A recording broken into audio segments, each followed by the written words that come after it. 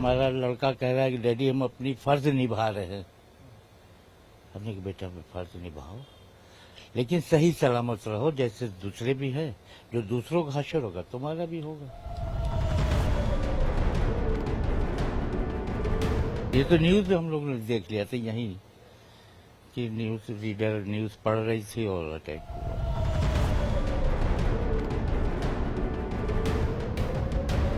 Friday को हमारी wife की डेथ हो गई थी, लास्ट फ्राइडे को।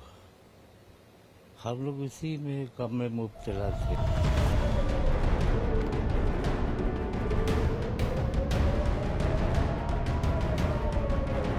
बाबूजी क्या हुआ था? आपका बेटा उस बिल्डिंग में मौजूद था, आरबीएल चैनल की बिल्डिंग थी, वहां पर इजराइल ने अटैक किया। क्या बातचीत हुई आपकी बेटे से, क्या हुआ था उस दिन? देखिए उसी दिन फ्राइडे को हमारी वाइफ की डेथ हो गई थी, लास्ट फ्राइडे को। हम लोग इसी में कम में मुब्तला थे। बेटा दूर था, कांटेक्ट हो नहीं पा रहा था, नेटवर्क थे नहीं। कांटेक्ट किसी माध्यम से ईरान में ही लोकल टेलीफोन से हुआ, इसलिए हमारे और भी रिलेटिव्स हैं। मेरा भतीजा ईरान गया हुआ है ज़ियारत करने के लिए। उन लोगों ने किसी सूरत से लोकल टेलीफोन से उसे कांटेक्ट किया तो उन्होंने बताया पहले कि रवीश सही सलामत है। फिर रवीश से रात में कांटेक्ट हुआ, कहा डैडी ऐसा सब एयरपोर्ट बंद हो गया है, नेटवर्क है नहीं, चल इसलिए कांटेक्ट नहीं हो पाया, अभी मिला नेटवर्क, हम तो नहीं आ पाएंगे माँ की लाश। न कोई बात नहीं बेटा, तो रहो सुकून से रहो, हिफाजत से अल्लाह तुम्हारी करेगा, महफूज रहो बस। किस्सा बताया अटैक का कि कैसे अटैक हुआ था? न्यूज़ चैनल ये सब तो नहीं बताया था। उसमें न्यूज़ पढ़ रही थी कोई लेडीज, वो तभी हुआ था। ये तो न्यूज़ हम लोग ने देख लिया था यहीं कि न्यूज़ रीडर न्यूज़ पढ़ रही थी और अटैक हुआ। अब ईरान में बेटा है, गवर्नमेंट कितना सपोर्ट कर रही है उसे बाहर निकालने? देखिए जो भी बात हुई थी हमारी लास्ट से, उसने कहा इंडियन एम्बेसी और ईरान गवर्नमेंट, जो भी इंडिया के लोग वहाँ पे हैं, ज़ियारत पे गए हुए हैं या वहाँ पे सर्विस कर रहे हैं, प्राइवेट जॉब कर रहे हैं, सर्विस में कर रहे हैं, उनको हर संभव मदद कर रही है वो। कोई भूखा नहीं मर रहा है, सबके खाने पीने के इंतजाम गवर्नमेंट, ईरान गवर्नमेंट और इंडिया गवर्नमेंट दोनों कर रही है। गवर्नमेंट से कोई शिकायत नहीं, इंडिया गवर्नमेंट से। तो अभी निकालने की कोशिश कर रहे हैं, बता रहे कोशिश कर रहे हैं, कुछ लोग निकल भी रहे हैं और कोशिश कर रहे हैं।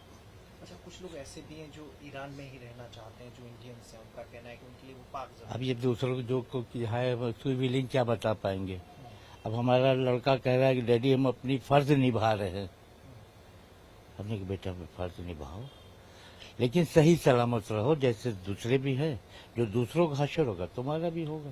आपकी भतीजे से बात हुई जो जियारत करने गए हैं? भतीजे से बात हुई थी, भतीजे ने तो वो कुंभ में है, भतीजा बेटा तेहरान में है। अच्छा, वहाँ स्थिति क्या है, वहाँ का हालत कैसा है?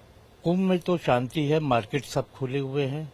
कोई कुंभ में तो इस बात का एहसास ही नहीं है कि वहाँ पे लड़ाई हो रही है। कुंभ में जो कुछ हो रहा है वो तेहरान में इसराइल कर रहा है। अच्छा, तो वहाँ पे एयरपोर्ट ठीक है, तो वहाँ से एयरपोर्ट तो बंद है, एयरपोर्ट बंद है, लेकिन कुंभ में शांति है, मार्केट खुला हुआ है, लोग निकल रहे हैं।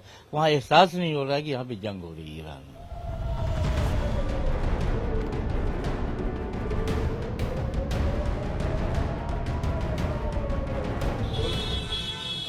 भाई आपके ईरान में है, क्या बातचीत हुई है? क्योंकि जानकारी मिली कि जब बिल्डिंग पर इजराइल ने अटैक किया उस वक्त वो बिल्डिंग में मौजूद थे? वो बिल्डिंग में मौजूद थे जिस टाइम अटैक हुआ है, तो कुछ ही बस लम्हे पहले ही वो ऑफिस से नीचे उतर ही रहे थे और बस फख्र महसूस हो रहा है कि जो एक पत्रकारिता का धर्म है वो अपना निभा रहा है। एक पत्रकार का जो काम होता है, जैसे ग्राउंड रिपोर्टिंग में जाके वो वहाँ पर वो अपना काम कर रहा है। हमें फख्र है अपने भाई के ऊपर। बातचीत हुई है, कैसे हालात वहाँ पर है और क्या उनकी सुरक्षित वापसी के लिए सरकार क्या प्रयास कर रही है, कॉन्टेक्ट किया गया है? पहले तो हम बता दें आपको कि हिंदुस्तान और ईरान के बहुत अच्छे संबंध हमेशा से रहे हैं और भारत और के जो यहाँ की सरकार है वो लगातार अपने पूरे प्रयास करे हुए है। ईरान के साथ कॉन्टेक्ट कर रही है। जैसे ही फ्लाइटों का शुरू अभी हो चुका है सिलसिला, उनको अगर आना होगा तो वो हिंदुस्तान आएंगे और पूरी सरकार हर भारतीयों के साथ वहां पर कदम से कदम में वैसे लगाए हुए हैं कि किसी तरीके किसी की कोई परेशानी ना हो और सब लोग सही सलामत हिंदुस्तान वापस आ जाए। और भी लोग फंसे होंगे, जो आपके भाई से बात हुई होगी, वहाँ पे और भी लोग होंगे, उनके कैसे हालात हैं? जो जहाँ से हजारों की संख्या में ज़ायरीन गए हुए हैं वहाँ पर ज़ियारत करने गए हुए थे। फंसे क्या फंसे अल्फाज भी हम नहीं कह सकते। अब फ्लाइट ही नहीं उड़ रही है। फ्लाइट अगर उड़ रही होती है और यहाँ आ रही होती तो सब लोग ऑलरेडी यहाँ इंडिया आ चुके होते।